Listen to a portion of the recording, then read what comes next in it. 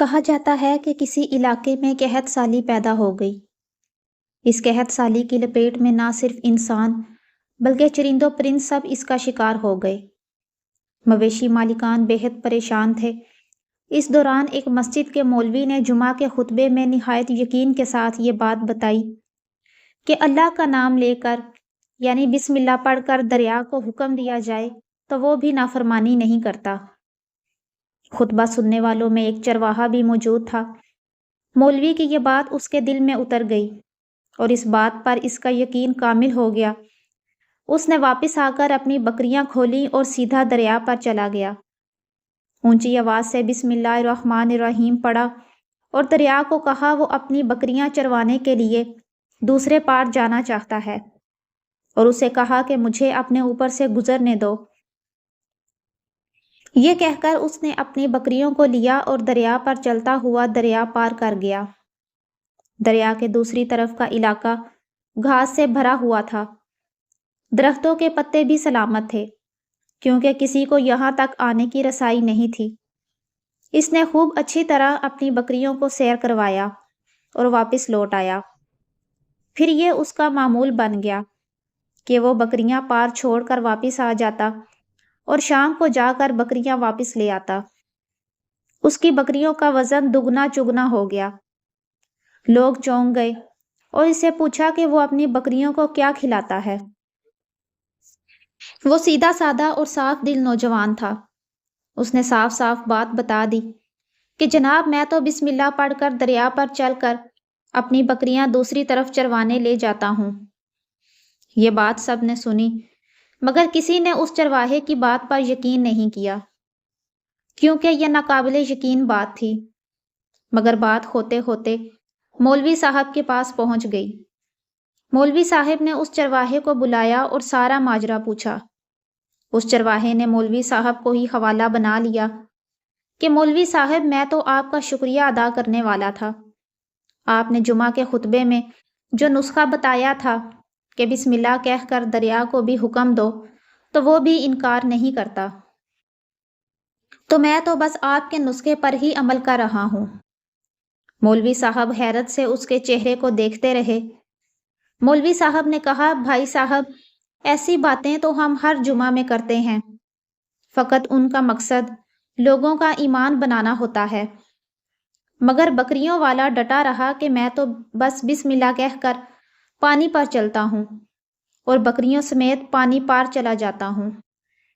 آخرکار مولوی صاحب نے صبح خود یہ تجربہ کرنے کی ٹھانی، جسے دیکھنے چرواہے سمیت پورا علاقہ بھی آ گیا۔ مجمع زیادہ تھا۔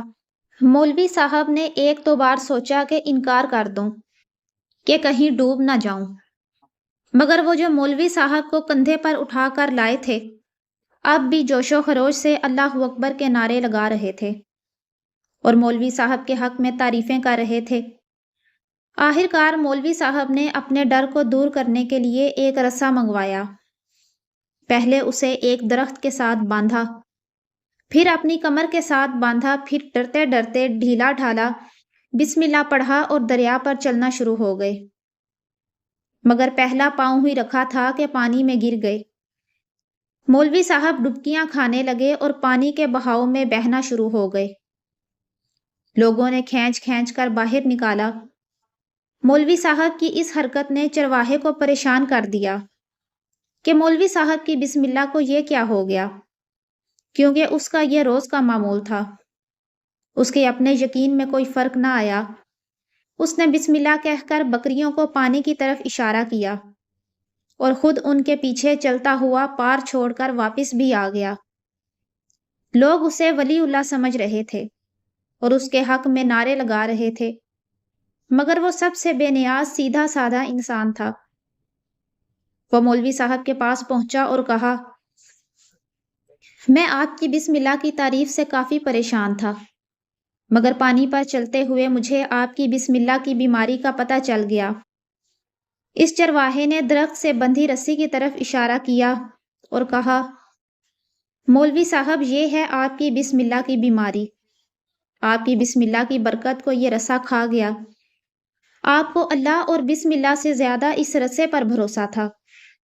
لہٰذا اللہ نے بھی آپ کو رسی کے حوالے کر دیا۔ پھر کہنے لگا، مولوی صاحب آپ بھی کمال کرتے ہیں، میں نے آپ کے منہ سے سنا اور یقین کر لیا، اور میرے اللہ نے میرے یقین کی لاج رکھ لی، مگر آپ نے اللہ کا کلام سنا مگر یقین نہیں کیا، لہٰذا آپ کو اللہ نے رسوا کر دیا۔ آج کل یہی کچھ ہمارا حال ہے، ہماری نمازوں اور دعاؤں کا حال بھی یقین سے خالی ہے۔ بسم اللہ کے بہت سے فضائل ہیں۔ اللہ کی رحمت نازل ہوتی ہے۔ بسم اللہ کہنے سے اللہ کی رحمت اور برکت نازل ہوتی ہے۔ بسم اللہ کہنے سے شیطان سے بچاؤ ہوتا ہے اور اس کے شر سے محفوظ رہا جاتا ہے۔ بسم اللہ کہنے سے دل کا سکون اور چین ملتا ہے۔ ہر کام کو شروع کرنے سے پہلے بسم اللہ پڑھنا سنت ہے۔ جس کام کو بھی کرنے سے پہلے بسم اللہ پڑھی جائے، اللہ پاک اس میں برکت عطا فرماتا ہے۔ بسم اللہ کہنے سے رزق کی برکت ہوتی ہے اور اللہ کی رحمت سے روزی ملتی ہے۔ یہ فضیلت صرف بسم اللہ کہنے سے ہی نہیں ملتی، بلکہ اس کے ساتھ ساتھ اچھے عقیدے اور اچھے اعمال کی بھی ضرورت ہوتی ہے۔